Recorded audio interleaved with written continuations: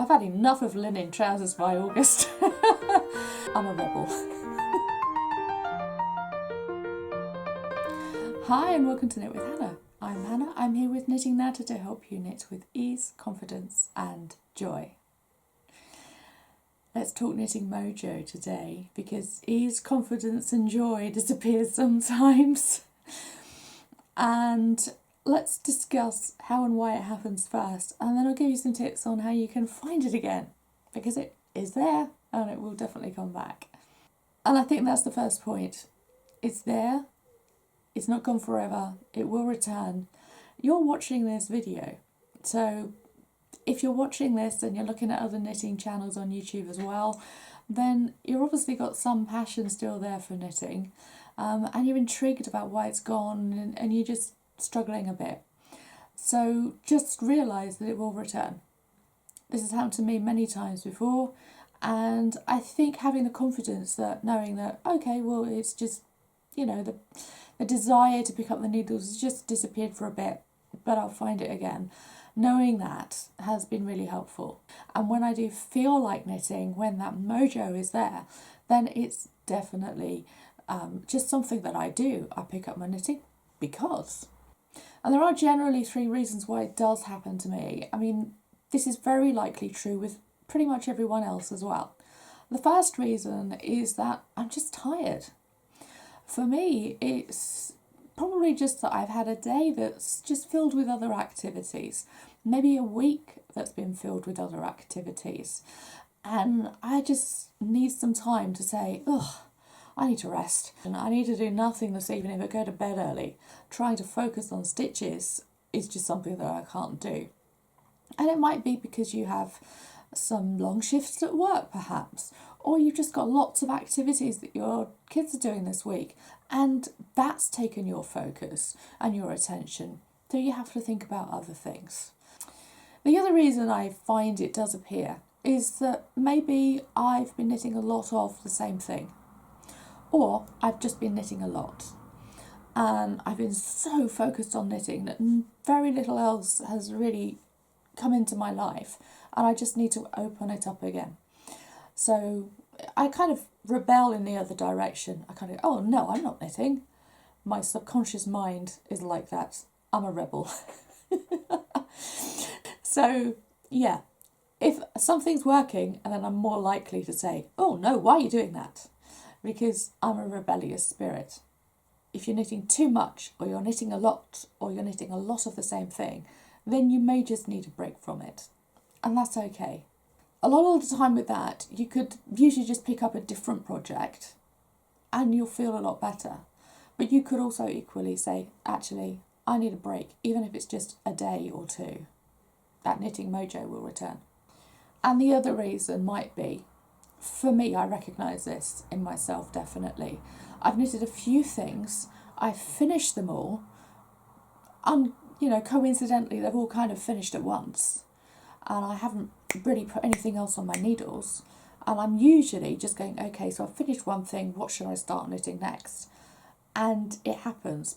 But actually, I can sometimes just finish everything at once.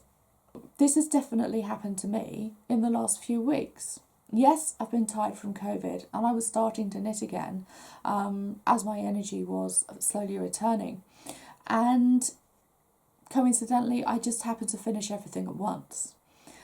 And then a couple of days later, I had a fall.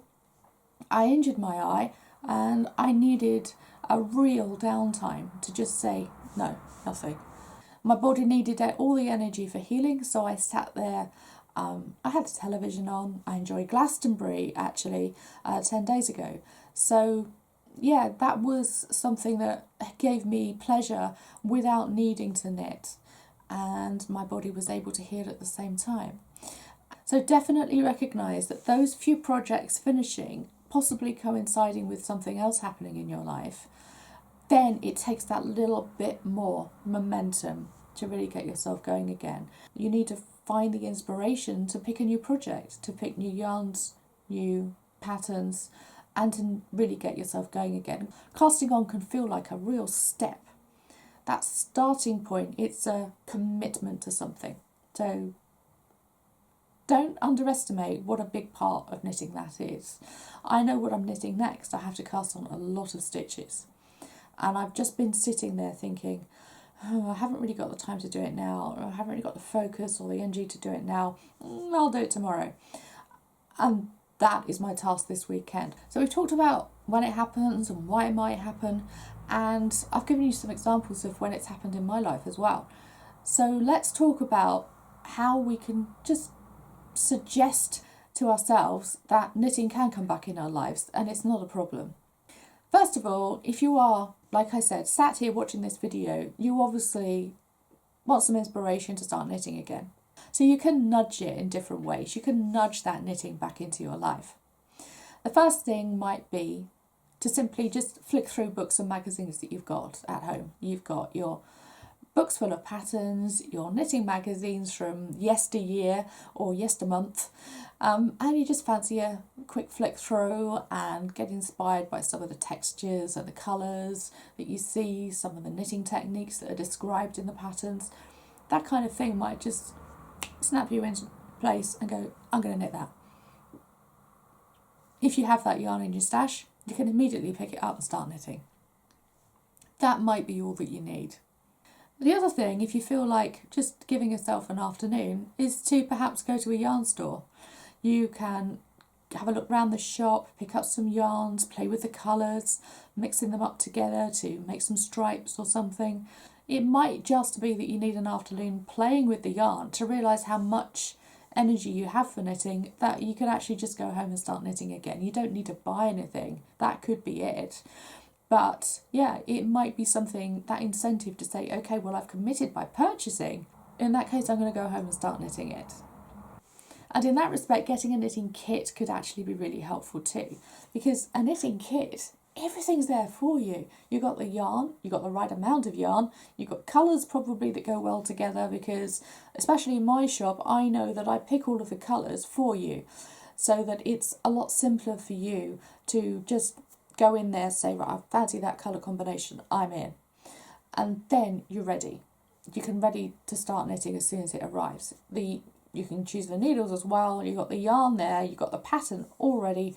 Don't feel that you have to make it difficult for yourself and take a long time figuring out what you're going to knit with the yarn that you've still got left in your stash, the patterns that you've got hanging around the house, and match it all together and figure it all out yourself.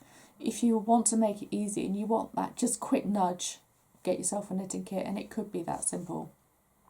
And of course, you're already doing one more thing. You are sat here watching a YouTube knitting video. So if you're feeling that knitting mojo isn't there, then I'm telling you that it is. It may not be into taking action yet. Knitting is still in your life, even if it's not on your needles. So don't worry about that.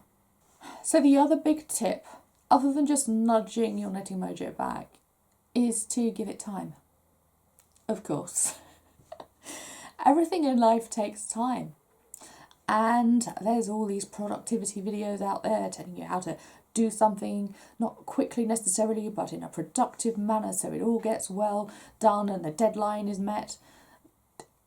Knitting doesn't have to be like that. Knitting is just a creative hobby, and we pick it up and we put it down, and we pick it up and we put it down. So yeah, you can be very productive when you're knitting, but you can also find it as a real pleasure, like I say, with ease, confidence and joy. Let that be your mantra. I fancy knitting, I will be knitting, I am knitting with ease, confidence and joy. Over time, you can be creative in other ways. It may only take a couple of days and then you go snap back into it. Perhaps you can do some cooking. Fill up the freezer with some family bakes, tray bakes of brownies, a couple of lasagnas to go in the freezer for those tough evenings when you just can't think what to cook. Just those kind of things that you just, I love being in the kitchen, but I really haven't had the time for it recently. Perhaps you like gardening. Perhaps you even want to go rock climbing or fell walking, something like that. And you just go, yep, all abandoned. I'll go out for the afternoon and do something that feels creative and that I want to do. It could be even something as creative as a pottery workshop on a Saturday afternoon. Just anything you feel like that just feels different to knitting. And you can bet that creativity just spark back into place by having an action and an end result. And that will give you a bit more of a nudge to say, yeah, knitting's a bit like that, isn't it? I feel like knitting again. But it can take time. Give yourself 3 weeks if necessary. Give yourself a month or 2. Doesn't matter how long it takes. You know that knitting is part of your life. You know you're going to pick it up again. And I bet it will come back sooner than you think. The time factor as well, it might just be the season. I mean, come on, it's summer right now in the Northern Hemisphere. I'm filming this in July. And it's just one of those times when knitting isn't so visible in the general world. We don't see it all over the place. It's not a big part of summer clothes collections. It's not a big part of everyone's focus because we're not sitting around a cosy winter fire and watching TV while it's dark outside and everyone is drinking cocoa. It's not like that at this time of year. We're sitting out in the garden until 8 o'clock, 9 o'clock at night, feeling the joy of summer. We shift in and out of waves through the year, and how we spend our energy will shift and change. So it's just something to recognise and know that it will flow back in at some point. Right, what we're going to talk about next is what's coming up over this summer in Knit with Hannah, because I have made some decisions this year. We've had 2 years when everything's, and talking about knitting seasons, when everything has felt completely off.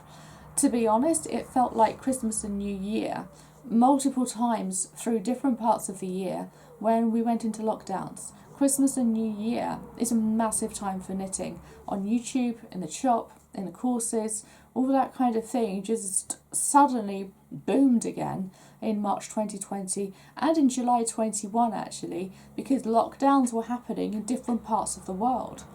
So different parts of the world were suddenly going, I want to knit because I'm staying at home. And that meant that I was also kind of up in the air as well, just supporting you and even knitting at different times and odd things at different times of year as well. And we really enjoyed it. We had a great time. I've also been very well aware that I've now been on YouTube for 5 years. We did a giveaway in March and we celebrated that.